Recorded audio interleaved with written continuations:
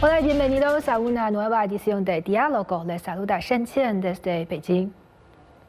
El año 2025 se presenta como uno de cosecha fructífera para la cooperación entre China y los países de América Latina, con logros sustanciales en múltiples ámbitos, como el comercio, la agricultura, los intercambios culturales y los medios de comunicación.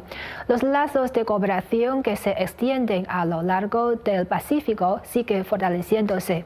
En el programa de hoy hemos podido entrevistar con varios amigos latinoamericanos que han estado profundamente involucrados en la cooperación con China.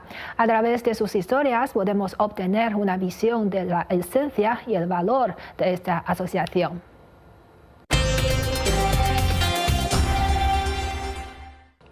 La cooperación agrícola es un factor fundamental de la colaboración práctica entre China y los países de América Latina, que continúa fortaleciéndose en áreas como las técnicas de cultivo, la gestión agrícola y el comercio agrícola. Marcela Molina, ingeniera agrónoma chilena, ha participado directamente en esta cooperación. Escuchemos sus opiniones sobre el estado actual y las perspectivas futuras de la colaboración en materia de agricultura. Chile es reconocido mundialmente por la calidad de sus frutas frescas y en China especialmente por sus populares cerezas.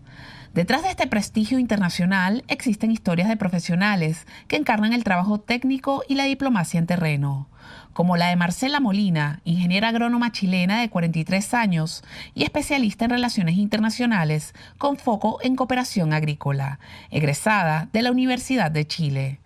Desde muy joven, Marcela mostró un profundo interés por China, lo que la llevó a estudiar el idioma mientras cursaba la carrera de agronomía. Ese vínculo temprano marcaría el rumbo de su trayectoria profesional. En 2019 viajó a China para integrarse al proyecto binacional Granja Demostrativa Chile-China, ubicada en Tianjin, a unos 120 kilómetros de Beijing. Con 26 años de historia y una extensión inicialmente de 30 hectáreas, este proyecto se ha consolidado como un espacio de innovación tecnológica y diplomacia agrícola entre ambos países, así como una plataforma de intercambio académico para profesores y estudiantes vinculados al sector agrícola. Para Marcela, quien reside en Tianjin desde el 2019 y que además cursó estudios a través de una beca en la Universidad de Tsinghua en 2023, este trabajo representa también un vínculo personal con China, país que se ha convertido en su segundo hogar y desde donde contribuye a fortalecer los lazos entre la agricultura chilena y uno de los mercados más grandes y dinámicos del mundo. Marcela, usted trabajó y ha estudiado en China durante varios años. Mirando esa etapa en retrospectiva, ¿qué aspectos de esa experiencia fueron los que más marcaron o dejaron una huella personal o profesional en su vida? Hola, mira, primero que todo agradecer este espacio para contar mi experiencia en China y más que haya marcado, yo creo que todavía me sigue marcando, el haber estado allá desde 2019 y dentro de los aspectos más como relevantes en mi vida tiene que ver como la forma de ser que tienen los chinos, que yo adopté mucho de ello a mi diario vivir, como la paciencia, el sentido de comunidad, pero en serio, y aprender mucho de la experiencia de los campesinos en el campo realmente, porque ellos tienen una sabiduría que uno dice, bueno, resultará o no, como los periodos, y eso ha sido como bien interesante, la verdad. Sí. Lo mezclo con lo que yo sé que aprendí acá en la Universidad de Chile, la parte técnica, más lo que me han enseñado los campesinos, entonces hago un mix que me ha ayudado a comprender más el rubro en el que me desempeño. Usted es parte de un proyecto agrícola chileno que tiene más de 26 años. ¿Nos podría contar un poco de qué se trata? En el año 99, bueno, quiero comentar que el autor intelectual de este proyecto fue don Luis Schmidt Montes, que fuera 2 veces embajador de Chile en China. Entonces él dijo, bueno, ¿por qué no mostramos a los chinos cómo se hace la fruticultura en Chile? Entonces la idea fue llevar un pedacito de Chile a China y mostrar cómo nosotros hacíamos las cosas. La parte técnica fue puesta por la Universidad de Chile y se llevaron las plantas, todos los insumos desde Chile a China. Están los ministerios de Agricultura de ambos países y también la parte privada chilena que contribuyeron a construir un huerto tal cual lo conocemos acá. Como los polines, por ejemplo, que son como de esta madera que tenemos aquí en la mesa y que allá en China no se ven. Entonces la idea era ver cómo es el tipo de conducción, cómo es la poda, eso principalmente, y luego en el tiempo derivó a más como agroturismo, porque así van los tiempos. Y bueno, es un bastión chileno allá en donde la idea es mostrar cómo es nuestra fruticultura, donde hay intercambio académico de estudiantes, eso principalmente. Y ha sido, digamos, motor de muchas posibilidades también para la fruticultura chilena en China, apertura de mercado y todo eso. En julio del 2025, China y Chile firmaron un acuerdo para la construcción de una granja demostrativa china en Chile. Como alguien que ha sido testigo directo de ese camino, ¿qué significado tuvo para usted conocer esa noticia? Una alegría, la verdad, porque hasta donde yo sé, esto se estaba buscando hace mucho tiempo y es una tremenda posibilidad para fortalecer los lazos académicos y entre estudiantes de ambas naciones. Y la verdad que espero que sea una fuente de colaboración que dure mucho tiempo y que realmente lo que se ha hecho en China con la granja de Chile en China, la granja de China en Chile, pueda prosperar y que los chinos traigan su tecnología y que muchos estudiantes y académicos puedan ir a China y también chinos para acá. Desde su perspectiva, ¿qué se siente formar parte de un proyecto que refleja la relación entre China y Chile en un ámbito tan importante como lo es la agricultura? Primero que todo es una tremenda responsabilidad, orgullo de representar a mi país fuera de Chile, a la universidad que me formó, donde estoy aquí ahora y que me trae bastantes recuerdos.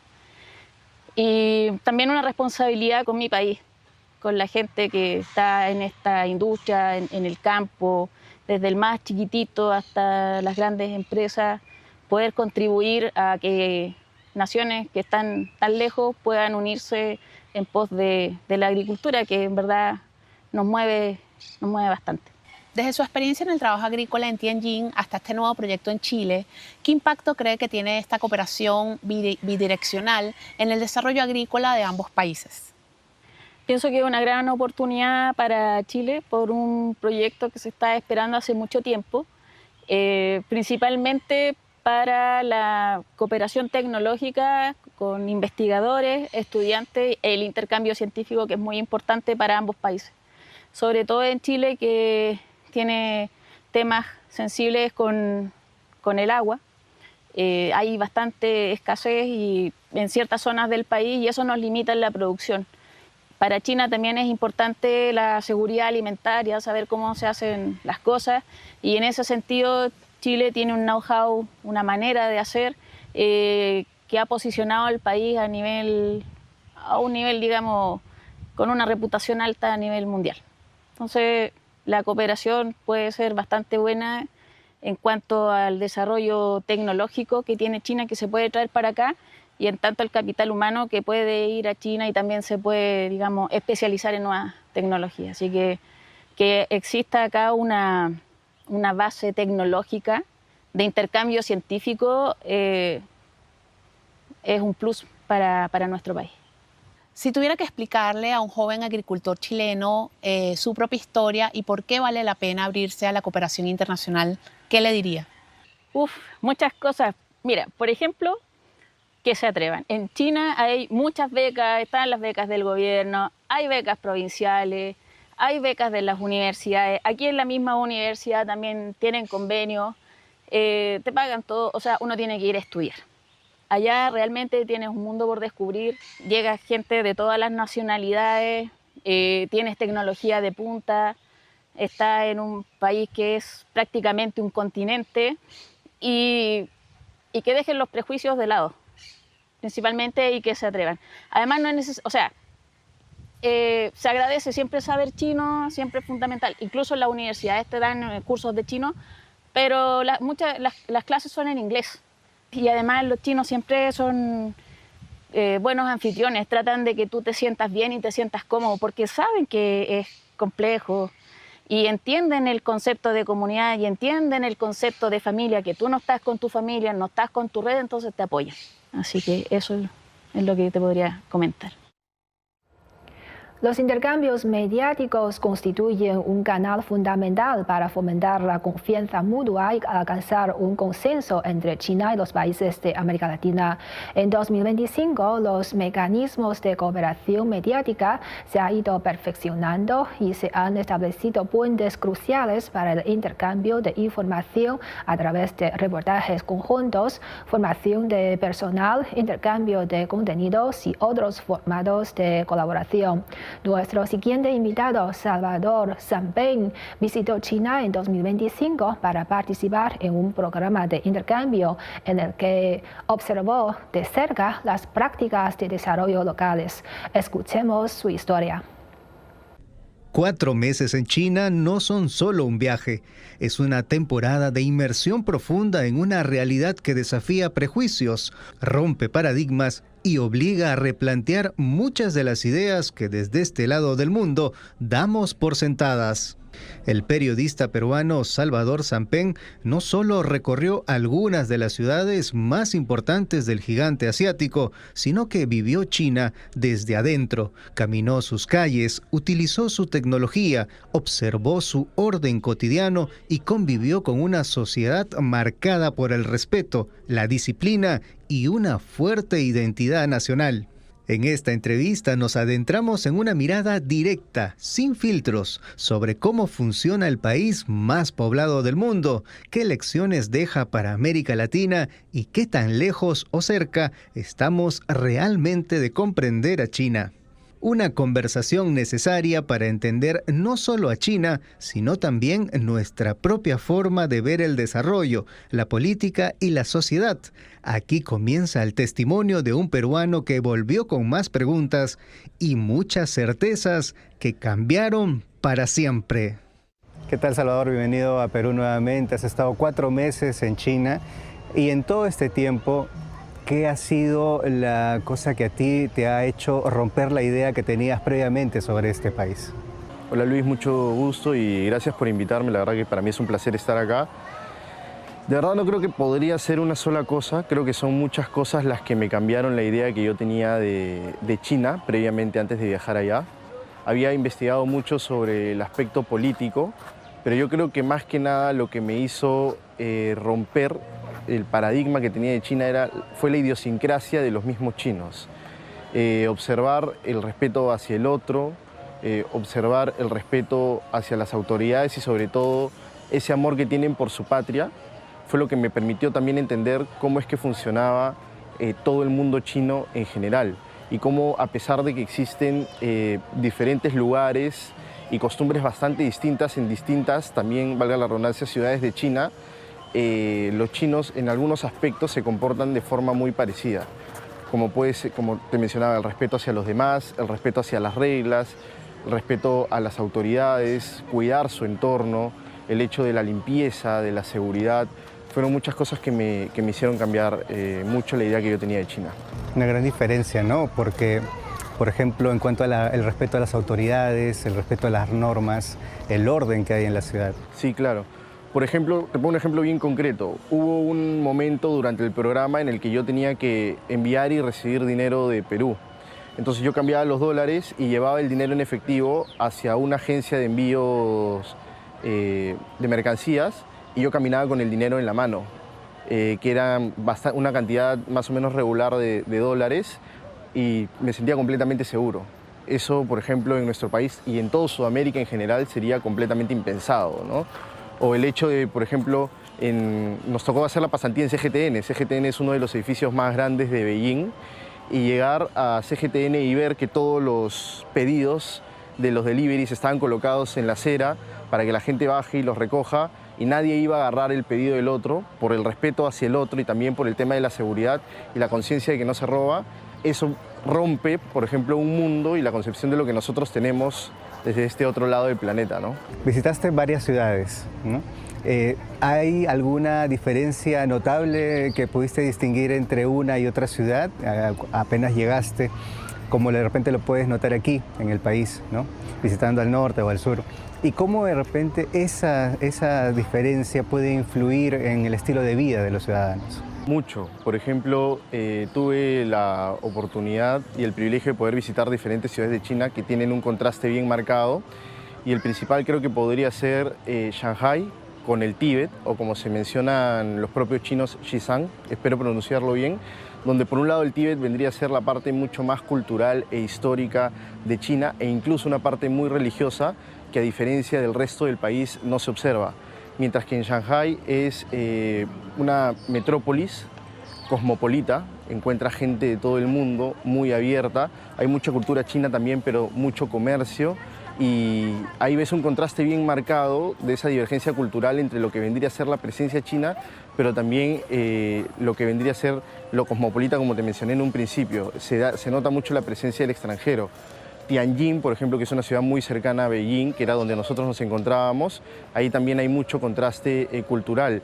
Se ve mucha arquitectura europea, pero también está presente lo chino. Entonces yo creo que no solo en lo que vendría a ser la infraestructura e incluso la comida, sino también en la forma de comportarse de la gente y la idiosincrasia se ve mucho esa diferencia que afortunadamente pude observarla.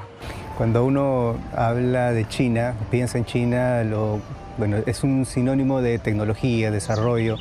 Estos avances tecnológicos que has podido ver allá, ¿de qué manera te han impactado? ¿Cómo los has visto incorporándose en el día a día?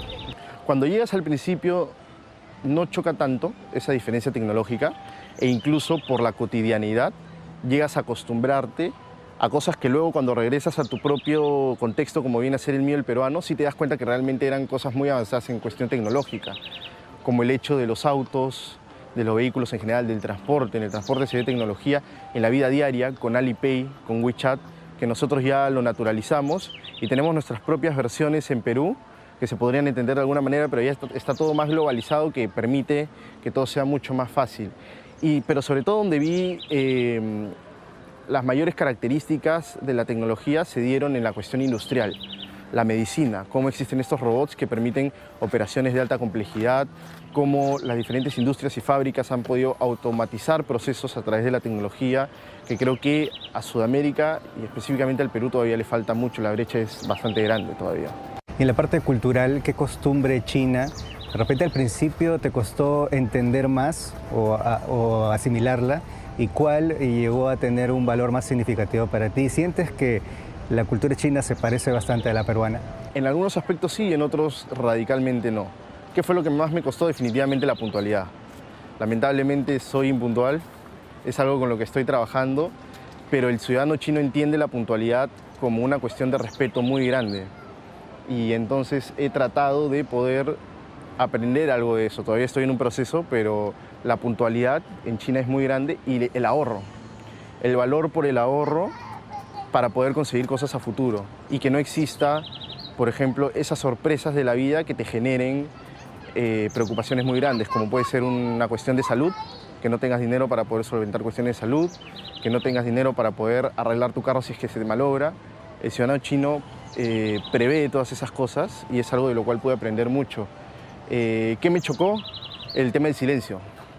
En el metro no puedes hacer bulla porque incomodas a los demás. Nosotros éramos un grupo de latinos que hacíamos bulla donde íbamos. Donde íbamos todo el mundo se daba cuenta que éramos latinos. Entonces eso creo que fue lo que me costó y me chocó al principio, y me demoré un poquito en acostumbrarme. Si tuvieras que resumir lo que es China para una persona que nunca ha estado en ese país, ¿cómo se lo dirías? Sorpresa, desde todos los puntos de vista posibles, ¿no? Yo tenía una idea de la comida china muy distinta a lo que es. Yo pensaba que era muy parecida al chifa, y es completamente lo contrario. Yo tenía una idea respecto a control social y político, que no existe en la vida cotidiana. Yo tenía una idea sobre la infraestructura, que es completamente distinta, por lo menos lo que yo me imaginaba. Entonces yo creo que para poder conocer China, sí puedes darte una idea de lo que es el país a través de los libros y de internet, pero la experiencia de vivir en China y de conocer China yo creo que es insuperable. Los intercambios culturales constituyen la base del sentimiento público en las relaciones entre China y los países de América Latina. La profundización de la cooperación en los ámbitos cultural y educativo ha ampliado las vías para el aprendizaje mutuo. David Rivera estudió música en China. Tras regresar a su país, México, ha construido un puente de comunicación cultural a través de sus melodías.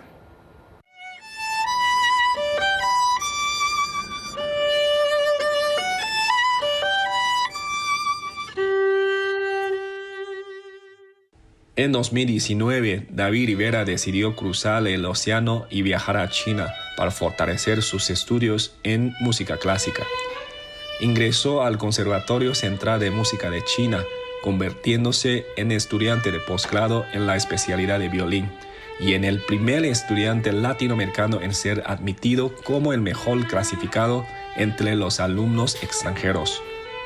Durante sus años de formación en el conservatorio, recibió una educación rigurosa y sistemática.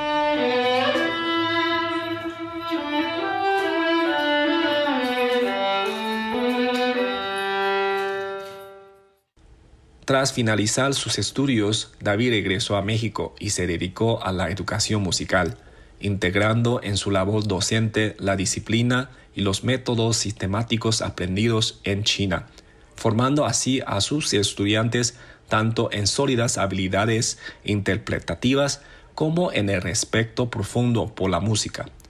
Al mismo tiempo, David ha participado en actividades de intercambio cultural y encuentros con jóvenes, compartiendo sus experiencias personales y de estudio.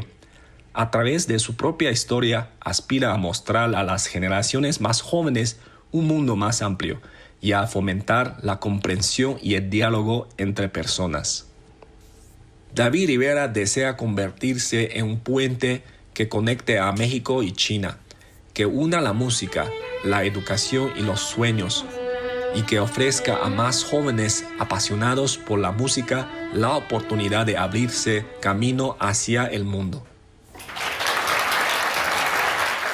Gracias, David, por recibir la entrevista con CGT en español. Primera pregunta, ¿qué fue lo que inicialmente te motivó a cruzar el Océano Pacífico y elegir a China como destino para continuar tus estudios?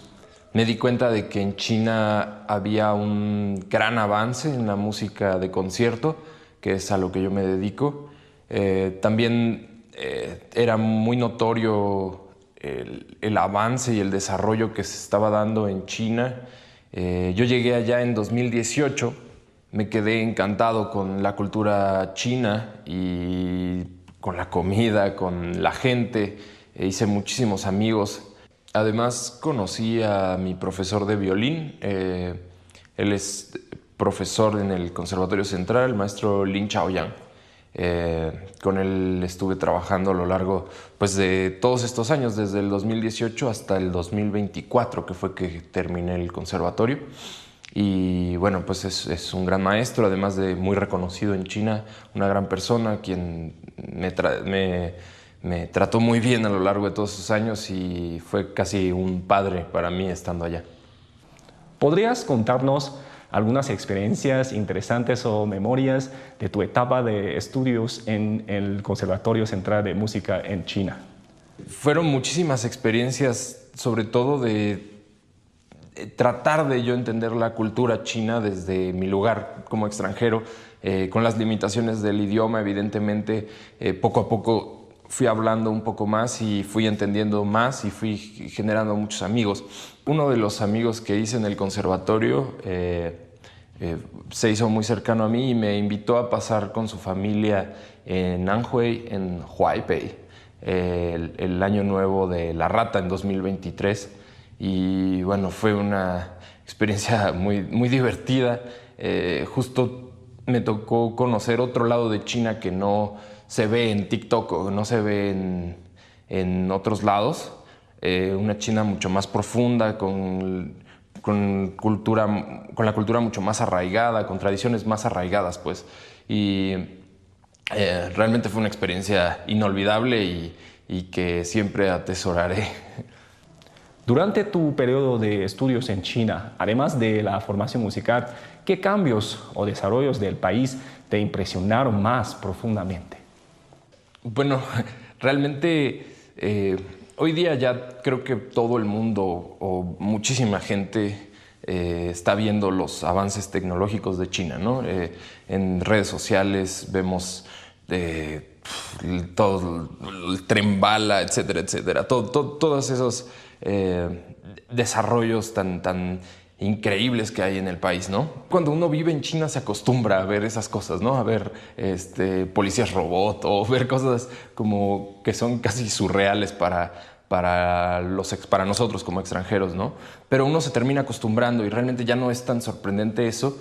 Algo que a mí realmente me cimbró y me sorprendió, cuando yo llegué en 2018, todavía Beijing batallaba mucho con la contaminación. Había muchísima contaminación, o por lo menos recurrentemente había contingencia ambiental, ¿no? Luego regresé en 2022 y no volví a ver nunca más una contingencia ambiental. O sea, para mí eso es, creo, lo más honorable quizás del pueblo chino. Es justo, problemáticas hay en todos los países, pero la capacidad de cambio y adaptación para tener una mejor vida, ¿no? Y llevar una mejor existencia, ¿no? Como figura que actúa como puente entre la educación musical de China y México, ¿qué tipo de estudiantes te gustaría formar? ¿Has considerado enseñarles también a interpretar música clásica tradicional china? Realmente mi interés es cada día vincular más ambas culturas. Creo que en México todavía tenemos mucho que aprender del avance que ha habido en las artes en China. El hecho de que haya una promoción tan grande a la cultura, que la música se vea, se escucha y se viva todos los días en las salas de conciertos llenas. Eso para mí es algo que definitivamente tenemos que aprender de China, y que de alguna manera yo intento de acercar a mis alumnos a esa posibilidad, ¿no? De que piensen en irse a estudiar a China. Realmente hoy día no es tan difícil si pensamos que hay tantas becas del gobierno chino, becas incluso de las universidades, de las provincias. Realmente se hace más fácil que quizás hace algunos años. Por otro lado,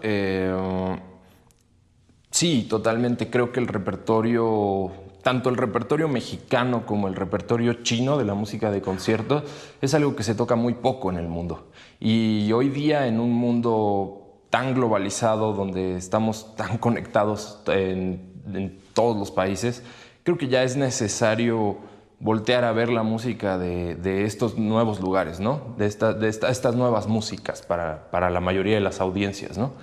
Y como testigo directo del intercambio educativo musical entre China y México, ¿qué planes o expectativas tienes respecto a la futura cooperación entre ambos países en el ámbito musical? Yo espero que el vínculo artístico, no solo musical, entre China y México sea cada día más estrecho y que cada día se note más ese diálogo, ¿no? Entre ambas culturas. Creo que todavía es un proceso que va poco a poco, pero sí, soy de la idea de que no hay forma de que ese vínculo se detenga, ¿no? No descarto nunca la idea de volver a vivir en China o bien generar un proyecto que sirva para la cooperación entre ambas culturas y la música de ambos países. Muchas gracias a nuestros invitados por compartir con nosotros sus experiencias e historias con China. La cooperación basada en el beneficio mutuo y el éxito compartido se nutre del vínculo entre las personas, por lo cual cada uno de nosotros es testigo, participante e impulsor de esta colaboración. Así concluimos esta edición de Diálogo. Gracias por su confianza y hasta la próxima.